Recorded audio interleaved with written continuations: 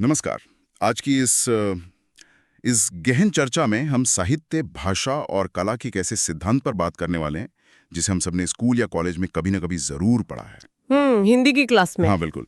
लेकिन आज हम जो पढ़ते खुलने वाले हैं वे किसी भी आम पाठ्यक्रम से बहुत आगे की चीज है। आज का विषय है अलंकार सिद्धांत, भारतीय काव्य शास्त्र का आधार स्तंभ। बहुत ही दिलचस्प विषय है ना?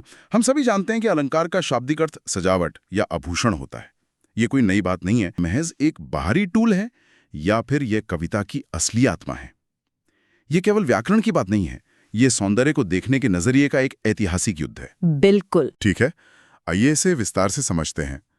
जब हम इन नोट्स की गहराई में जाते हैं तो सबसे पहली बात जो सामने आती है वो अलंकार शब्द की व्युत्पत्ति को लेकर विद्वानों का दो अलग अलग खेमों में बटा होना है।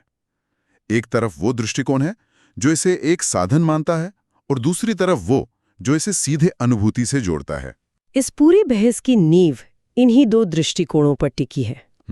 देखिए, प्राचीन काव्य शास्त्र में जो पहला दृष्टिकोण है उसे करणपरक कहा गया है। करणपरक यानी? इसका मूल विचार अलंक्रियते अनेन इति अलंकारा के सूत्र में छिपा है। इसका सीधा सा अर्थ ये है कि जिसके द्वारा किसी चीज को अलंकृत किया जाए वही अलंकार है। मतलब एक उपकरण की तरह। हाँ, बिल्कुल। ये दृष्टिकोण अलंकार को एक सक्रिय उपकरण या एक औजार के रूप में देखता है, जैसे एक चित्रकार के हाथ में तुलिका होती है या मूर्तिकार के पास उसकी छेमी। सही। इस विचार के अनुसार भाषा को सुंदर बनाने के लिए जिन विशिष्ट शब्दों या उपमाओं का इस्तेमाल एक रचनाकार करता है वो सभी बाहरी उपकरण हैं। ये एक बहुत ही व्यावहारिक नजरिया है, लेकिन इसके बिल्कुल विपरीत जो दूसरा दृष्टिकोण है वो भावपरक है। भावपरक, इसका क्या अर्थ हुआ? इसका सूत्र है अलंकृति अलंकारः, जिसका अर्थ है अलंकरण की प्रक्रिया या सौंदर्य का जो चरम भाव है वही अपने आप में अलंकार है। ये दृष्टिकोण साधन और साध्य के बीच की दीवार को ही गिरा देता है। मतलब अलंकार कोई बाहरी वस्तु नहीं रह जाता? बिल्कुल नहीं, बल्कि वो एक ऐसा एहसास बन जाता है जो किसी सुंदर रचना को पढ़ते या सुनते समय हमारे भीतर पैदा होता है। ये तो शुरुआत से ही एक बहुत बड़े दार्शनिक टकराव की तरह लगता है। एक तरफ हम कह रहे हैं कि सुंदरता वो मेकअप है जो बाहर से लगाया गया है, हाँ, और दूसरी तरफ हम कह रहे हैं कि सुंदरता वो चमक है जो उस अनुभव से ही पैदा हो रही है। अगर हम इतिहास के पन्नों को पलटें और तीसरी शताब्दी में जाएं, जहां से इन नोट्स में ऐतिहासिक यात्रा शुरू होती है, तो उस समय के विद्वानों का झुकाव किस तरफ था? भरत मुनि और उनके नाट्य शास्त्र का जिक्र नोट्स में सबसे पहले आता है। दिलचस्प बात यह है कि भरत मुनि ने अपने इतने विशाल ग्रंथ में केवल 4 अलंकारों का ही उल्लेख किया था। केवल 4? हाँ, उपमा, रूपक, दीपक और यमक। आज के दौर में जब दर्जनों अलंकारों की बात होती है तो ये संख्या बहुत मामूली लगती है। भरत मुनि का उद्देश्य और उनका युग दोनों ही इस संख्या का कारण स्पष्ट करते हैं। तीसरी शताब्दी में अलंकार सिद्धांत का कोई स्वतंत्र वजूद नहीं था। भरत मुनि का पूरा ध्यान रंगमंच, अभिनय और रस पर केंद्रित था। रस यानी भावना? बिल्कुल। उनके लिए सबसे महत्वपूर्ण बात यह थी कि मंच पर जो नाटक खेला जा रहा है वो देखने वालों के भीतर कोई गहरी भावना या रस जगा पा रहा है या नहीं। संवाद केवल उस भावना को पहुंचाने का एक माध्यम थे।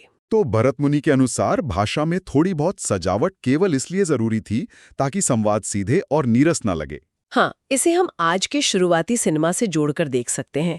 जब सिनेमा नया था तो पूरा जोर कहानी और कलाकारों के अभिनय पर होता था। भारी भरकम वीएफएक्स या बहुत ज्यादा तकनीकी सजावट की जरूरत महसूस नहीं की जाती थी, क्योंकि कच्ची भावना ही सब कुछ थी। एकदम सही। भरत मुनि के लिए भी अलंकार केवल संवादों को थोड़ा संवारने का एक छोटा सा हिस्सा भर थे, कविता या नाटक की आत्मा नहीं। यहां से ये विषय और भी दिलचस्प हो जाता है, क्योंकि जब हम तीसरी शताब्दी से आगे बढ़ते हुए छठी शताब्दी में पहुंचते हैं तो ऐसा लगता है जैसे साहित्य की दुनिया में एक बड़ा तख्ता पलट हो गया हो। आचार्य भामा का प्रवेश। बिल्कुल, ये इस पूरी कहानी का सबसे बड़ा टर्निंग पॉइंट है। भामा ने आकर पुरानी धारणाओं को पूरी तरह से पलट दिया और घोषणा कर दी कि शब्दार्थौ सहितौ काव्यम, यानी शब्द और अर्थ का साथ होना काव्य है। हाँ, लेकिन इस काव्य की असली आत्मा अलंकार ही है। भामा ने अलंकार को महज एक सहायक टूल की जगह से उठाकर सीधे सर्वोच्च सिंहासन पर बैठा दिया। उनका वो प्रसिद्ध कथन, न कांतमपि निर्भूषम विभाति वनिता मुखम, इसका सबसे बड़ा प्रमाण है। इसका अर्थ है कि आभूषण के बिना एक सुंदर मुख भी सुशोभित नहीं होता। अगर हम इसे आज के आधुनिक कॉर्पोरेट या स्टार्टअप की दुनिया के संदर्भ में देखें तो ये बात बहुत सटीक बैठती है। वो कैसे? मान लीजिए कि हमारे पास कोई बहुत ही क्रांतिकारी और शानदार आइडिया है, लेकिन अगर हम उसे इन्वेस्टर्स के सामने पेश करने के लिए सही शब्दों, बेहतरीन डिजाइन और एक आकर्षक पिच का इस्तेमाल नहीं करते तो वो शानदार आइडिया भी खारिज हो जाता है। हाँ, प्रेजेंटेशन बहुत जरूरी है। बिल्कुल। भामा शायद यही समझाना चाह रहे थे कि बिना सही प्रस्तुति या सजावट के सबसे बेहतरीन विचार भी अपनी चमक खो देते हैं। यह विचार उस युग की सबसे बड़ी साहित्यिक क्रांति थी। भामह ने ये स्थापित कर दिया कि सुंदरता केवल विचार में नहीं, बल्कि उस विचार को अभिव्यक्त करने के तरीके में बसती है। उनके इसी विचार को 6ठी शताब्दी के अन्य महान आचार्यों ने हाथों हाथ लिया, जैसे आचार्य दंडी। हाँ, आचार्य दंडी ने अपने ग्रंथ काव्यादश में एक बहुत ही व्यापक परिभाषा दी। काव्य शोभाकरान धर्मान अलंकारान प्रचक्षते। इसका सीधा सा अर्थ है कि काव्य की शोभा बढ़ाने वाले सभी धर्म अलंकार हैं। एकदम सही। दंडी ने अलंकार के दायरे को इतना बड़ा कर दिया कि कविता की हर अच्छी चीज अलंकार के छाते के नीचे आ गई। और इसी कड़ी में आचार्य उद्भट ने अपने काव्यालंकार सार संग्रह में इस विचार को चरम सीमा पर पहुंचा दिया। प्राचीन काव्यशास्त्र में तो गुण और अलंकार को अलग अलग माना जाता था ना? माना जाता था, लेकिन उद्भट ने इन दोनों के बीच के हर भेद को मिटा दिया। उन्होंने कहा कि जो गुण है वही अलंकार है। इस दौर में अलंकार का साम्राज्य इतना विशाल हो गया था कि वह कविता का पर्याय बन चुका था। अलंकार के बिना कविता की कल्पना करना भी असंभव मान लिया गया था। लेकिन जैसा कि हर बड़े साम्राज्य के साथ होता है, उसकी नींव पर भी सवाल उठने लगते हैं। 6ठी शताब्दी में जो अलंकार पूरी तरह से हावी हो चुका था, 9वीं शताब्दी तक आते आते उस पर तार्किक प्रहार होने शुरू हो गए। यहाँ सबसे रोचक बात यह है कि इन नोट्स में 9वीं शताब्दी के आचार्य वामन का जिक्र एक बहुत बड़े सुधारक के रूप में आता है, जिन्होंने भामा और दंडी की बनाई हुई इस भव्य इमारत को तर्क की कसौटी पर परखा। बिल्कुल।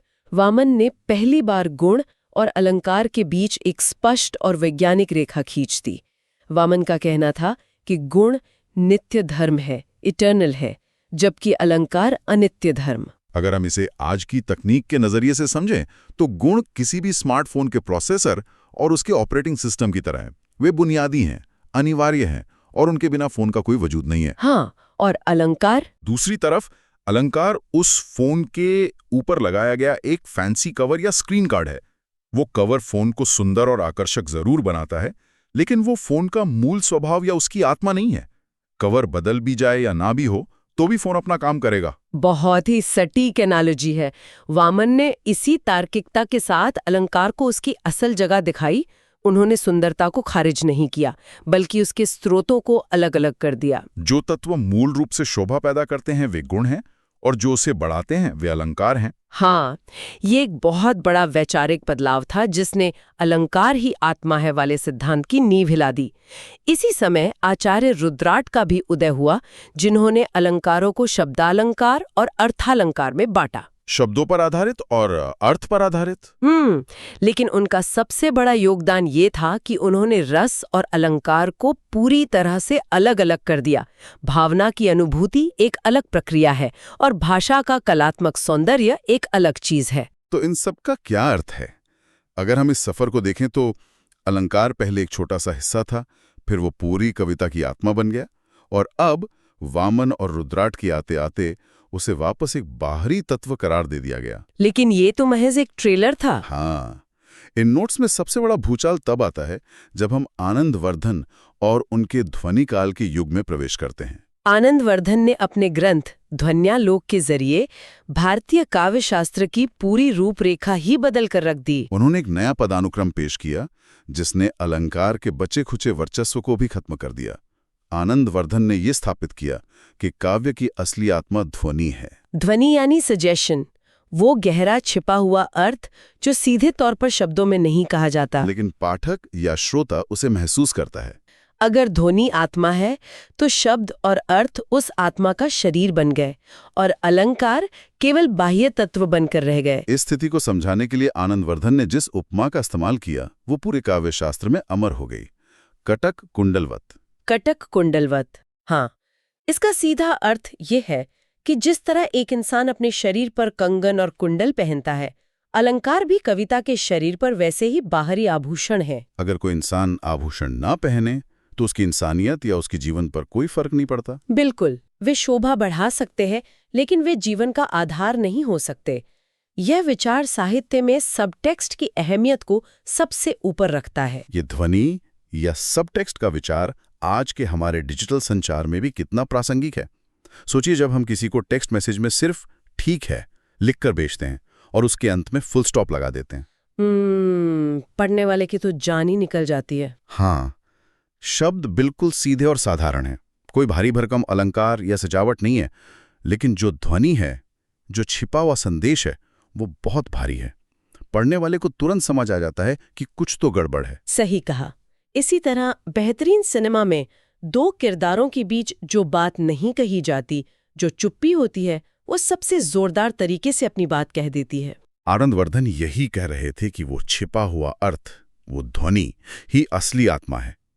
जो शब्द हम इस्तेमाल करते हैं वे केवल शरीर हैं, और अगर हम उन शब्दों को घुमा फिराकर कहते हैं तो वो केवल अलंकार हैं।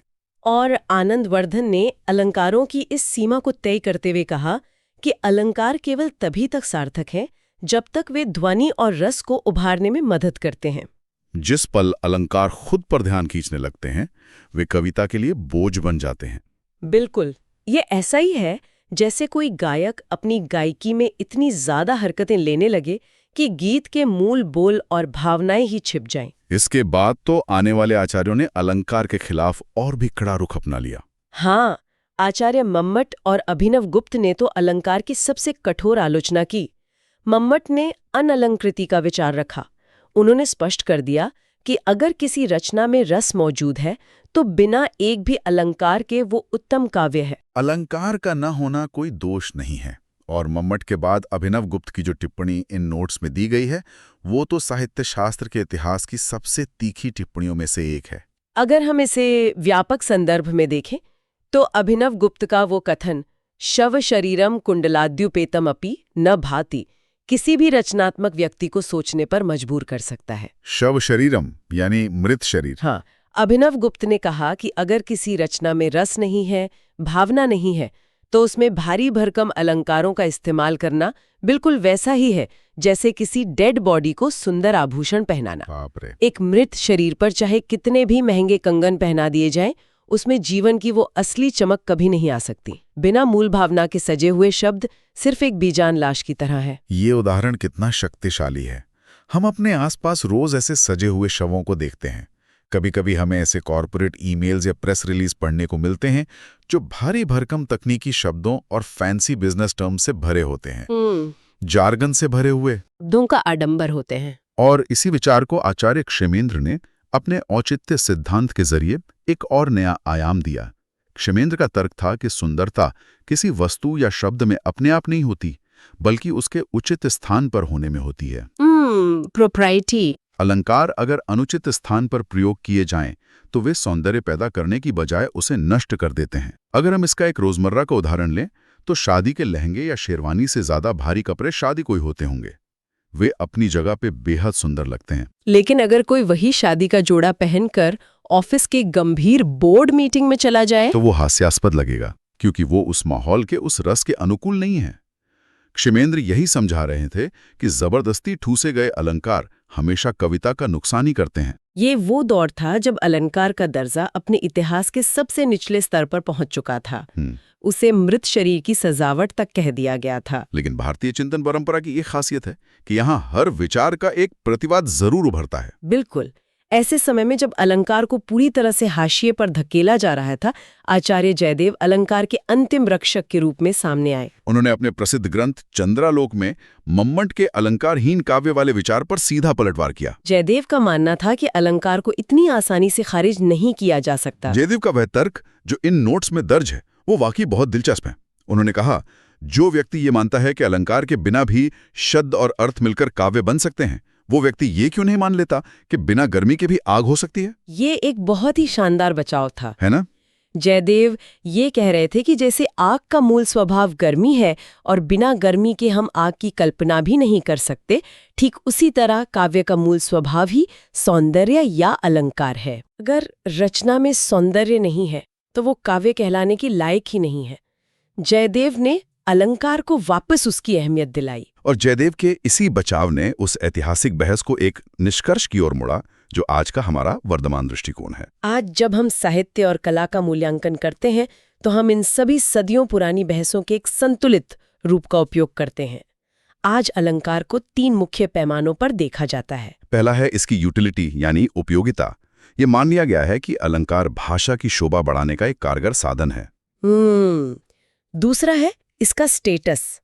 वामन और आनंदवर्धन की बातों को स्वीकार करते हुए ये स्पष्ट है कि अलंकार एक अस्थिर धर्म है, बाहरी गुण है। और जो तीसरा पैमाना है वो सबसे ज्यादा महत्वपूर्ण है, इसका फंक्शन।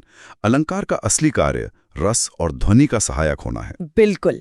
इस पूरी ऐतिहासिक बहस का जो अंतिम नियम निकलकर सामने आता है वो ये है कि अलंकार हमेशा स्वाभाविक होने चाहिए, कृत्रिम नहीं। जो सजावट भावना के प्रवाह के साथ अपने आप बहकर आती है, वो रचना को अमर बना देती है। जहां जबरदस्ती शब्दों को ठूसा जाता है वहां रचना बेजान हो जाती है। एकदम सही।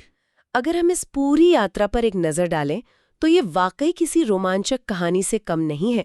3री शताब्दी में भरत मुनि के नाटक मंच पर महज 4 अलंकारों की उपस्थिति से जो बीज बोया गया था, वो 6ठी शताब्दी में भामा के आते आते एक विशाल वृक्ष बन गया, जहां अलंकार को ही आत्मा घोषित कर दिया गया। फिर 9वीं शताब्दी में वामन और रुद्राट ने इसमें तार्किकता का छौंक लगाया। आनंदवर्धन ने ध्वनि को सिंहासन पर बिठाकर अलंकार को बाहरी गहना बना दिया। मम्मट और अभिनव गुप्त ने इसे मृत शरीर की सजावट कहा। और अंततः जयदेव जैसे रक्षकों के तर्कों के बाद आज अलंकार एक स्वाभाविक सहायक के रूप में अपनी जगह बना चुका है। ये सिर्फ पुरानी किताबों की बातें नहीं है। अगर हम आज के आधुनिक संचार के युग पर गौर करें तो हम पाएंगे कि हम हर दिन इस अलंकार सिद्धांत को जी रहे हैं। कैसे? जब हम कोई पावरपॉइंट प्रेजेंटेशन बनाते हैं तो हम उसमें बेहतरीन एनिमेशन, सुंदर रंग डालते हैं, ये अलंकार है। जब हम सोशल मीडिया पर अपनी तस्वीर पोस्ट करते हैं, उस पर बेहतरीन फिल्टर्स लगाते हैं, ये सब भी हमारे जिंदगी का अलंकार ही है। हम हर जगह अपनी बात को अलंकृत कर रहे हैं। लेकिन भरत मुनि से लेकर जयदेव तक की ये पूरी बहस हमें याद दिलाती है कि रस यानी हमारी मूल भावना के बिना ये सारी बाहरी सजावट पूरी तरह से बेजान है। अगर काम में असली रस नहीं है तो ये डिजिटल फिल्टर और फैंसी डिजाइन बिल्कुल वैसे ही हैं जैसे किसी मृत शरीर को गहने पहनाना। इससे एक बहुत ही महत्वपूर्ण सवाल उठता है। आज के इस तेजी से भागते हुए दौर में, जहां सोशल मीडिया और डिजिटल दुनिया में हर चीज को फिल्टर लगाकर या भारी भरकम और बनावटी शब्दों से सजाकर पेश करने की होड़ मची है, जहां प्रेजेंटेशन को अक्सर मूल कंटेंट से ज्यादा अहमियत दी जाने लगी है, क्या हम भी अनजाने में असल रस और ध्वनि को भूलकर केवल शवों को आभूषण पहनाने का काम तो नहीं कर रहे हैं? असली और चिरस्थायी सुंदरता उस कृत्रिम सजावट में बसती है या उसके पीछे छिपे हुए स्वाभाविक सच में? ये सोचने वाली बात है। और इसी अहम सवाल के साथ हम आज की इस गहन चर्चा को यहीं विराम देते हैं। सोचने वाली बात तो वाकई है।